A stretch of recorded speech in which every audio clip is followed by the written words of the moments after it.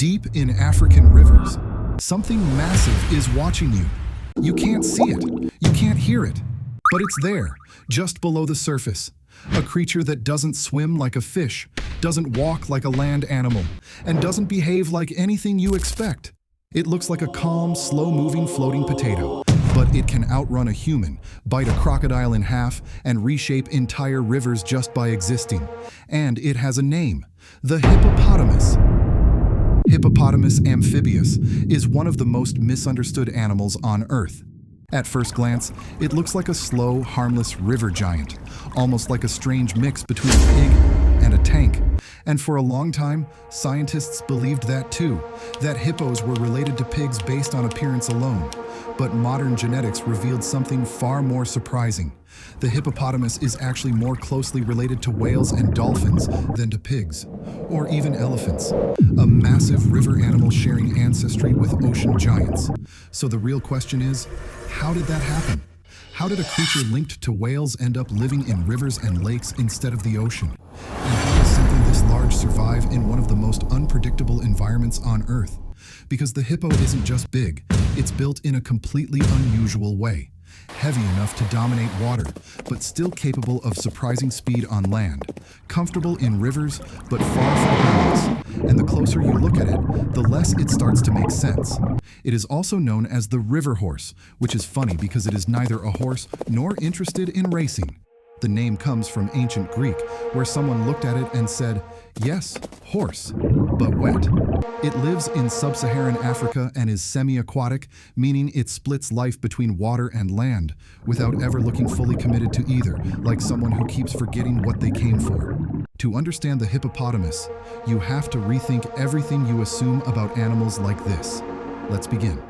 But the first thing most people notice is the size. The hippopotamus is the third largest land mammal on Earth, basically nature's way of saying, this is a walking problem. Only elephants and rhinos are bigger, placing it firmly in the heavyweight division of animals nobody argues with. It has a barrel-shaped body like a tank that was designed halfway and declared good enough. Males can reach 3 tons, about the weight of a small car with attitude. Females are 1.3 to 1.5 tons, still firmly in do not approach casually territory.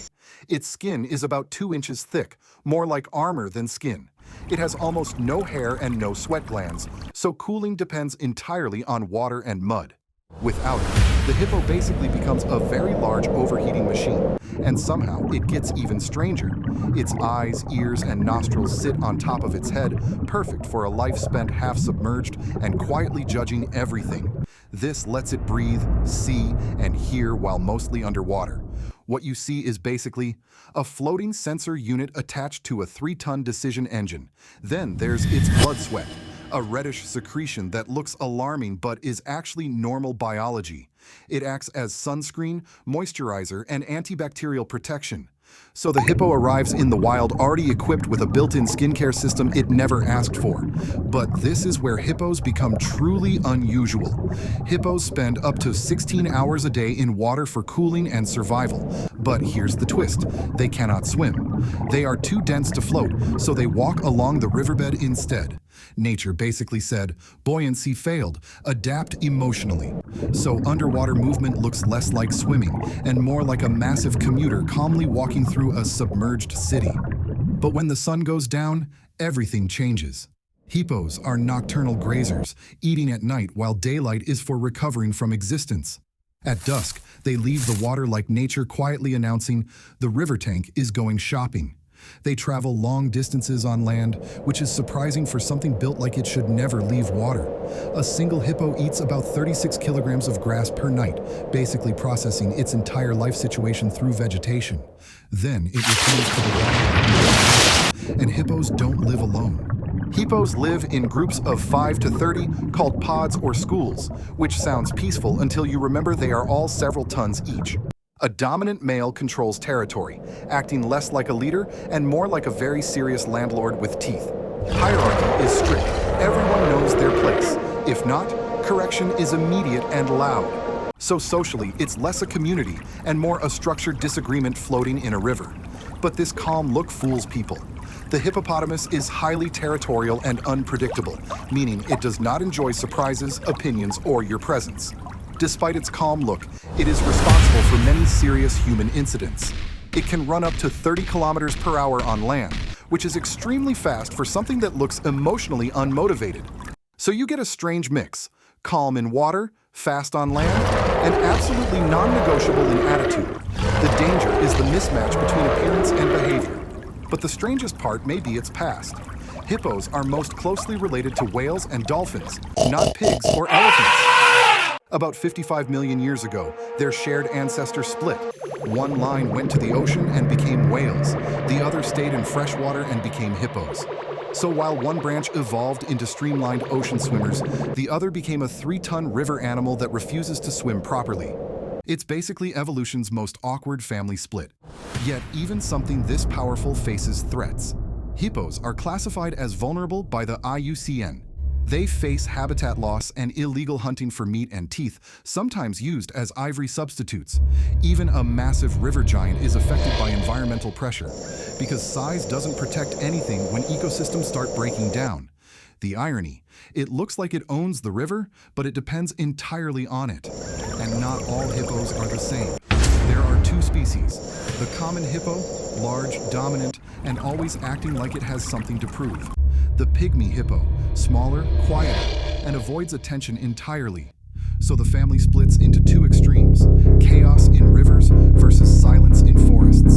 Same design, very different personality settings. And beneath all of this, there are still more surprising details about the hippopotamus. Hippos can hold their breath for around 3 to 5 minutes underwater while resting. During this time, their body automatically rises to the surface to breathe without waking them fully, allowing them to sleep while submerged. Hippos produce low-frequency sounds that travel long distances underwater, sometimes up to several hundred meters depending on conditions. These sounds help them communicate and may even allow directional awareness through water vibrations. Hippos can recognize other individuals using smell, sound, and behavior patterns. They are capable of distinguishing multiple members within groups that can range from 5 to 30 hippos in a single pod. Their reddish secretion is made of 2 acids, hipposudoric acid and norhipposudoric acid. It begins clear, turns red within minutes, and darkens to brown after exposure to air, forming a natural protective layer against UV light and bacteria. A single hippo can move and deposit nutrients across kilometers of river systems through grazing and waste. In some ecosystems, hippo activity contributes to changes affecting fish populations, algae growth, and water chemistry balance. Adult hippos, weighing up to 3,000 kilograms, dominate shared water habitats. Even large crocodiles generally avoid them, and direct conflict is rare unless calves or food competition are involved. Hippo canine teeth grow continuously throughout their life and can reach up to 50 centimeters in length. These teeth sharpen naturally through constant grinding during movement and combat. At night, hippos can travel up to 5 to 10 kilometers away from water sources to graze. They often use the same paths repeatedly, creating long-term feeding routes across generations. Hippos evolved from land-dwelling ancestors approximately 50 to 55 million years ago, gradually adapting to semi-aquatic environments